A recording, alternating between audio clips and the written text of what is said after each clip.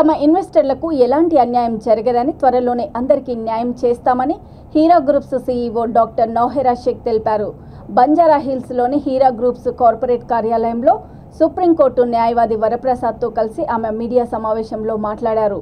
కొంతమంది దురుద్దేశపూర్వకంగా తమ సంస్థపై సోషల్ మీడియాలో ఆరోపణలు చేస్తున్నారని మండిపడ్డారు.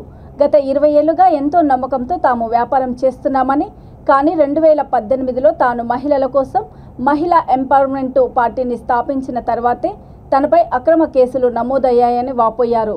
దీనిపై గత 4 ఏళ్లుగా తాము సుప్రీంకోర్టులో న్యాయ పోరాటం చేస్తున్నామని అన్నారు. ఈ సందర్భంగా ఈడీ అటాచ్ చేసిన ఆస్తులను అటాచ్ చేస్తున్నట్లు సుప్రీంకోర్టు ఆర్డర్స్ ఇచ్చినట్లు తెలిపారు. 20 years వరకు 2018 వరకు హీరా గ్రూప్ ఆఫ్ కంపెనీస్ ఎప్పుడు ఏ కంప్లైంట్ లేదు, ఎటువంటి బాధ లేదు. అందరికీ ఇన్వెస్టర్కి కంపెనీకి అంతా ప్రాఫిటబుల్గా జరిగిన కంపెనీ. ఇక ప్రతి సంవత్సరము ఇన్కమ్ ట్యాక్స్ రిటర్న్ ఫైల్ చేసిన కంపెనీ. ఈ companies private limited companies. Total registration అన్ని లైసెన్స్లతో ఈ కంపెనీస్ నడుస్తూ ఉన్నాయి. నేను తెలంగాణలో మహిళా ఎంపవర్మెంట్ కోసమని ఒక పార్టీ స్టార్ట్ చేస్తానని తెలంగాణలో 2018లో అక్టోబర్ 10కి నేను అనౌన్స్ చేస్తాను. మీరు కూడా ఉండొచ్చు ఆ మీడియా ప్రెస్ కాన్ఫరెన్స్లో. కానీ నేను 14కే అరెస్ట్ అయిపోయినాను.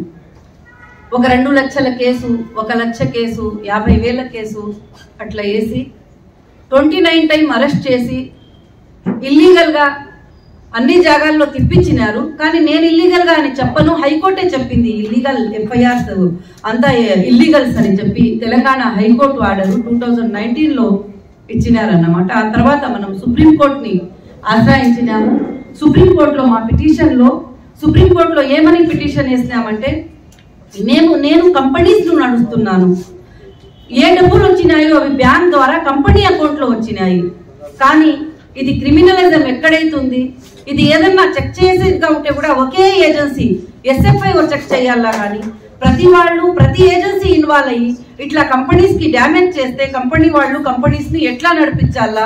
ఒక పెద్ద కంపెనీ నడుస్తుంది, ఆ కంపెనీ పైన ఒక చిన్న కేసు వేసేసి ఆ సీఈఓని, ఆ సైనింగ్ అథారిటీని లోపల పెట్టేస్తే కంపెనీస్ అంతా కుప్పకూలిపోతాయి.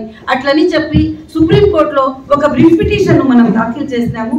దాఖలు చేసిన తర్వాత ఒక ఆర్డర్ కాదు, 2 ఆర్డర్లు కాదు, 3 ఆర్డర్లు కాదు, 20 ఆర్డర్స్ సుప్రీంకోర్టు వచ్చినాయి. సుప్రీంకోర్టులో అందరికీ మనం రెస్పాండెంట్ చేసినాము. ఈడీకి అయినా, ఇక అదర్ ఏజెన్సీస్కి అయినా, ఆల్ ఏజెన్సీస్కి రెస్పాండెంట్ సుప్రీంకోర్టులో చేసిన తర్వాత